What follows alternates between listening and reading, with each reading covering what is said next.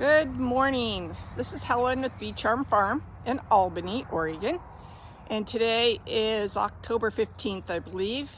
And yesterday I just went through all my hives and started preparing them for winter. And in our area, we don't have to get too drastic with it, but the main thing is make sure you've got your mite treatments done, that you have zero moisture or as little moisture in your hives as possible, and that you've got them set up for feeding. And that could be honey on the top box or sugar bricks, which I have to be honest, I do both, because you just never know how long our winter is going to be, how cold it's going to be, and it's cheap insurance. And in our area, they can get out and do cleansing flights quite often, so I'm not worried about them getting dysentery or locked in that hive all the time. So let's go ahead and get in these boxes, and or at least one, and we'll see how they're doing today. And I'll show you my setup to keep the moisture out. Go ahead. I have closed this entrance, so the only entrance they have is to go through the robbing screen, or I have an upper entrance that they can choose to come in and out of for cleansing flights. And I use it mainly this time of year for moisture escape. So what I have here is a feeder shim, which allows me to feed sugar bricks. Then I have my inner cover, which I've placed it so that the notch is right on top of the feeder shim, so they can come out from underneath the inner cover, not have to go up through the center of it and then back out. This is the way I like it. It's worked perfect last year. Okay, and now I have the insulation that I put on here. Is not your typical white pressed together insulation. This is R7 rated 1.5 inch. I have this here just to keep them from possibly chewing on the insulation. Let's go ahead and crack this open and see what they're doing since yesterday. Okay, you can see the sugar brick right through the center. No, this is not moisture that you see around here. I stained that edge just so when I'm feeding sugar, it doesn't kind of wick back in there. So that is not moisture. It's not moisture around the edge either. I did the same thing all the way around it.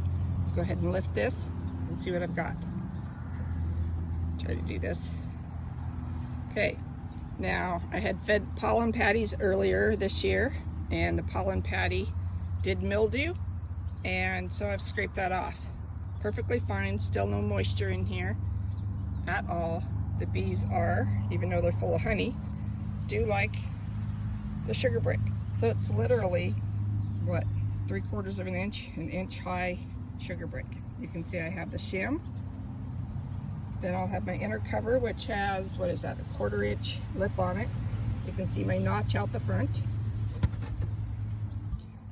So once I've placed my shim on, I've got my sugar brick in, and I might try to do up a winter patty as well, which has a tiny bit of pollen in it. But these guys had plenty of that. I'm not too worried. So we'll go ahead and close this up. We'll get that closed. Oh, it's kind of stuck from the front here. Come on. I put my screen back over the hole.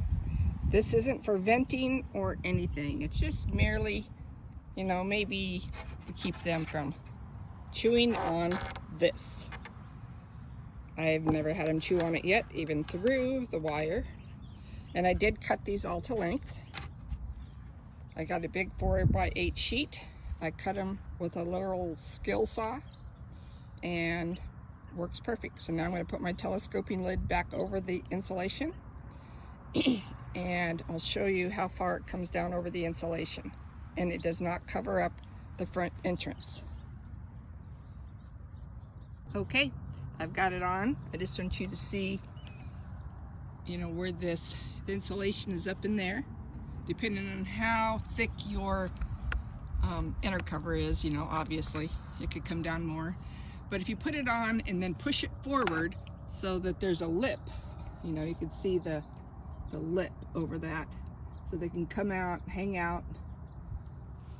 Got that in the way. and you know, they can come in and out of there. They can do their cleansing flights.